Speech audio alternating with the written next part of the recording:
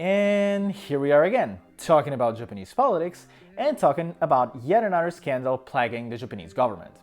On November 20th, the Minister of Internal Affairs, Minoru Terada, resigned from his post after being the epicenter of an illicit funding scandal, and was promptly replaced by Takeaki Matsumoto, a former foreign minister. I said I wouldn't have talked about these scandals anymore unless something really interesting came to light.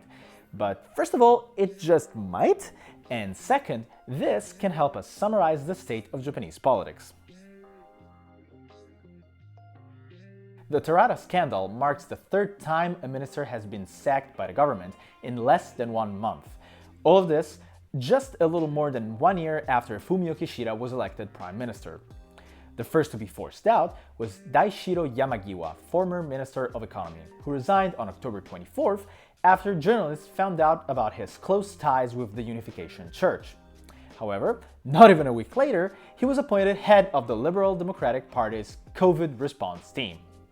More recently, Justice Minister Yasuhiro Hanashi was forced to resign on November 11th, this time over comments he made about the death penalty. Let us remember that Japan, together with the US, are the only fully developed democratic countries that still have the death penalty. Hanashi remarked in an interview that the Justice Minister position is very modest in his view, and it makes headlines only when it approves of the capital punishment, adding that his position wouldn't lead him to get more votes or money in the future. As if this was the purpose of the Justice Minister. Given the state of the Japanese justice system, one of the most despicable in the world in terms of morals and respect for human life, that's not what you'd like to hear from your Justice Minister. Kishida initially did not require him to step down, but the Prime Minister soon changed his mind when he saw the polls showing the general public's reaction to the news that these comments were nothing new to the former Justice Minister. And now back to the present. Minoru Terada, a former Finance Ministry bureaucrat and then Minister of Internal Affairs, is involved in a series of scandals all concerning his misuse of political funds.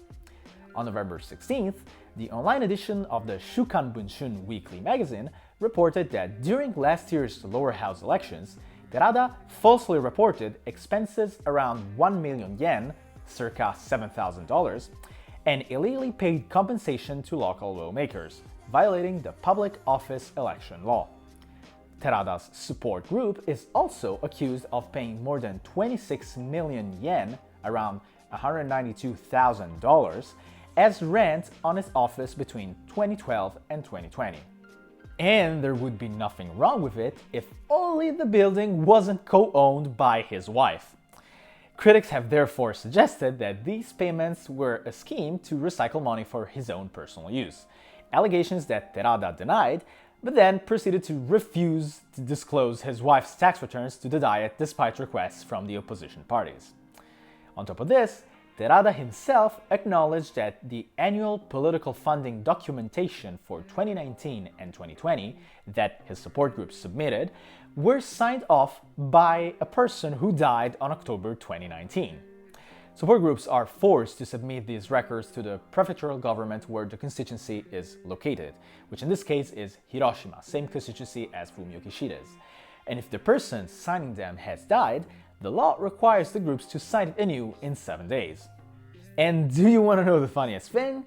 In Japan, the position of Minister of Internal Affairs implies jurisdiction over the political fund control law. A pretty big conflict of interest, if you ask me. When asked about all of this on November 19th, while visiting Bangkok, Kishida's initial reaction was to take time and deflect, talking about a possible legislative measure to help those impacted by the donation scheme of the Unification Church and a supplementary budget bill, all of which Terada was in charge. The next day, however, Kishida accepted Terada's resignation and replaced him with Takeaki Matsumoto, a former foreign minister. Against all these accusations, Terada argued he did nothing wrong, then proceeded to resign from minister, saying however that he would not step down as Diet member, so he's still there.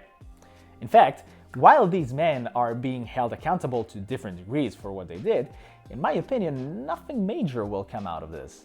It's clear that these resignations are more just reshuffles than anything else, and there is no serious consequence any of these men are going to face for their actions, not even after the reporting of alleged policy pacts that lawmakers had signed with the church cult in exchange for its support.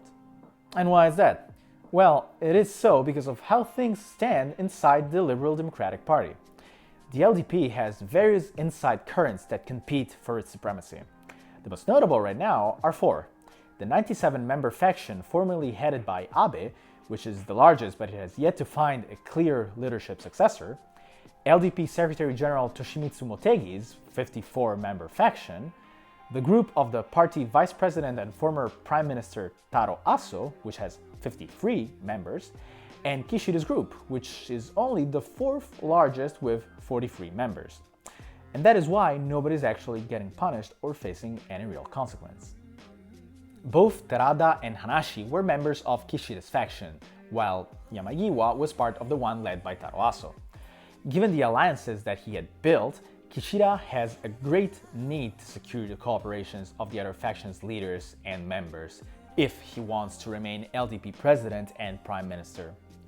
Ritsumeikan University political science professor Masato Kamikubo said that Kishida thinks that the other three factions are in balance and that therefore there must be a give and take relationship in place.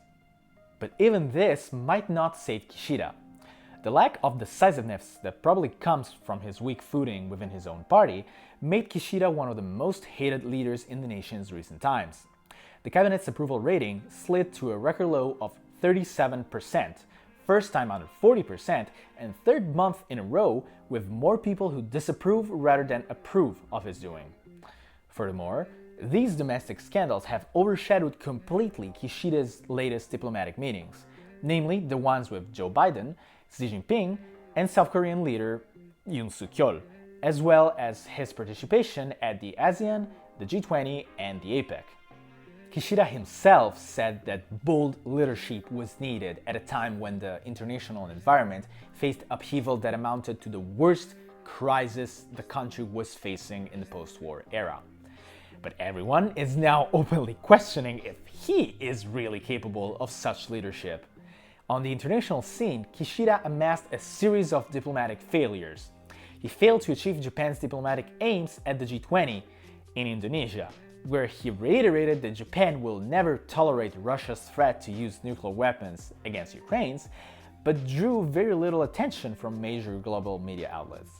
And let's not forget the shameful result at COP27, where Japan was awarded the Fossil of the Day award for promoting coal-fired power and investing in fossil fuels, aka Sakhalin. On the national scene, on the other hand, Constitutional Democratic Party of Japan leader Kenta Izumi, who leads the opposition, said that the resignation of three ministers calls into question Kishida's managerial abilities. Kishida's governing party needs to pass the second supplementary budget through March during the current session, while also finalizing work on a new national security strategy and long-term defense guidelines by the end of the year. But there are now concerns about a further domino effect, because with this government, the scandals are never over. As a matter of fact, Reconstruction Minister Kenya Akiba is already embroiled in the next political funding scandal and being grilled by the opposition, which could force him out. All of this seriously puts in the spotlight Kishida's ability of handling scandals. It's not like other administrations weren't plagued by scandals as well, #Shinzo Abe. But Kishida surrounded himself with family and friends, like placing his son Shotaro as his executive secretary, which is all fine and dandy in another example of political nepotism, but all of them apparently lack any crisis management skills when scandals blow out. Which at least is definitely a good thing for journalism, given what Abe did to freedom of press in Japan. So what comes next? Kishida could carry out a second cabinet reshuffle, but he will have trouble finding suitable ministerial candidates who have no links with the Unification Church, as an LDP internal investigation found that at least half of the party's lawmakers had some connections with the controversial religious cult.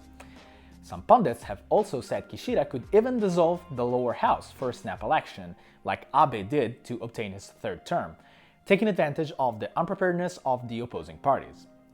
Hiroshi Shiratori, a political science professor at Hosei University, said that there could also be movements from within the LDP aimed at ousting Kishida if some members begin to think that they cannot win local assembly elections in April under the unpopular prime minister. Personally, I have no idea.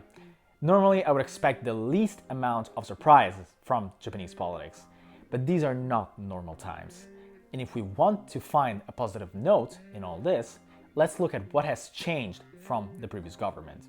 That is, the opposition is finally doing something, but most importantly, it's the journalism situation. For the first time in a long while, Japanese journalists are doing their work. They're investigating, they're being confrontational. And now that they're digging in the dirt, stuff that has always been there is finally surfacing. This must stand as a warning to us all. There's a whole lot of conditions to keep a democracy healthy, but one of the most important ones is freedom of press. And it has to be actual freedom of press, not just a sentence on an old musty piece of paper nobody actually cares about anymore. Keeping the powerful accountable for their actions is basically the antipodes of a healthy societal body. That's it for this week. Thank you for watching, and as usual, if you liked the video, please leave a comment, like, and subscribe. See ya!